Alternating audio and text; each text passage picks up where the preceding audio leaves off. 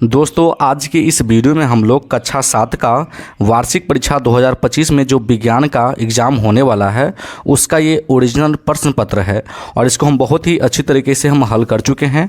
तो आप लोग शुरू से अंत तक बने रहिएगा। तो सबसे पहले आपको बोलेगा नाम लिखने के लिए, तो अपना नाम लिख दीजिएगा। आपका जो वर्ग क्रमांक होगा वो यहाँ पर लिख दीजिएगा। विद्यालय का नाम आपको यहाँ पर लिख देना है। प्रखंड का नाम लिखना है, संकुल का नाम और जिला का नाम, ठीक ना। और यहाँ पर इसमें कुल 5 प्रश्न दिए गए हैं और ये 5 प्रश्न का आपको जवाब देना है, ठीक ना। तो चलिए हम लोग सबसे पहले प्रश्न क्रमांक 1 को शुरू करते हैं। यहाँ पे बोला गया है कि कोष्ठ में दिए गए शब्दों में से सही विकल्प चुनिए और रिक्त स्थानों को पूर्ति कीजिए।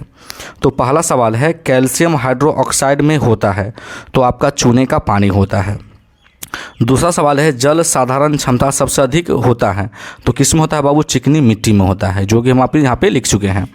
उच्छ्वास में होता है, तो उच्छ्वास में आपका कार्बन डाइऑक्साइड होता है।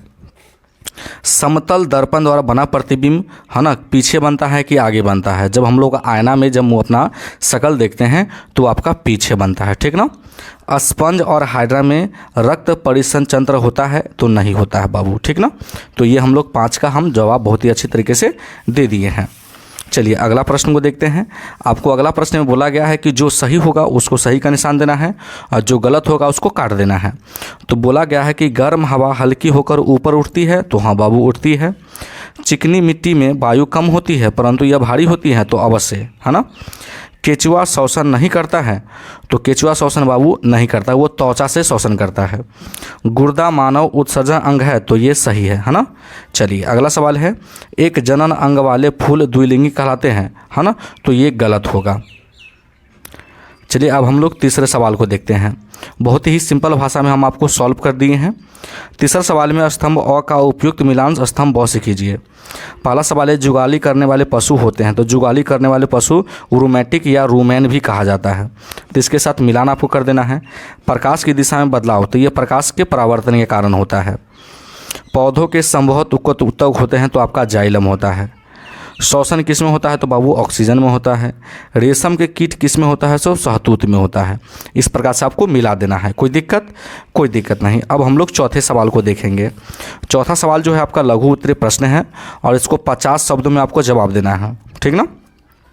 तो चौथा का 2 सवाल है। एक क है विद्युत धारा के किन्हीं 2 प्रभावों का उपयोग बताएं, तो आपको अगर ये सवाल आता है तो आप इसका भी जवाब दे सकते हैं। तो उत्सर्जन किसे कहते हैं, ये आपका अथवा वाला हम सवाल को लिख दिए हैं।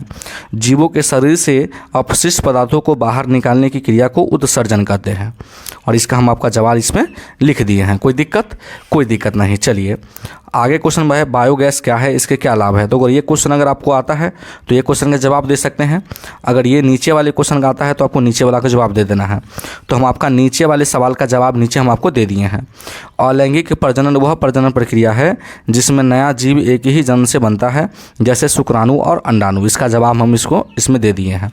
कोई दिक्कत नहीं। तो आपका लास्ट क्वेश्चन है जो कि हम आपको दिखा देते हैं और ये आपका 10 नंबर का सवाल है और ये मोस्ट इम्पॉर्टेंट है और आपको स्कूल में बहुत अच्छा मार्क्स भी मिलेगा। पंचमा है दीर्घ उत्तरीय प्रश्न लगभग 100 शब्दों में दीजिए। तो 2 सवाल इसमें दिए गए हैं। हृदय स्पंदन माने के कहने का मतलब हृदय किसे कहते हैं? एक स्वस्थ व्यक्ति में हृदय स्पंदन धड़कन की संख्या बताइए। और अथवा में सवाल दिया है कि श्वसन किसे कहते हैं? मानव श्वसन तंत्र का नामांकित चित्र बनाइए। तो हम आपका ये सवाल का जवाब दे दिए हैं कि भोजन से ऊर्जा प्राप्त करने की विधि को श्वसन कहते हैं। और आप नीचे आपको जगह जो आपको मिल रहा है इसमें श्वसन का आप अपना चित्र बना दीजिएगा। कोई दिक्कत नहीं। तो आई होप कि ये वीडियो आपको पसंद आ गया होगा। तो अगर आप मेरे चैनल पे नए हैं तो वीडियो को लाइक कर दीजिएगा और चैनल को जरूर सब्सक्राइब कर दीजिएगा। वीडियो देखने के लिए बहुत बहुत धन्यवाद।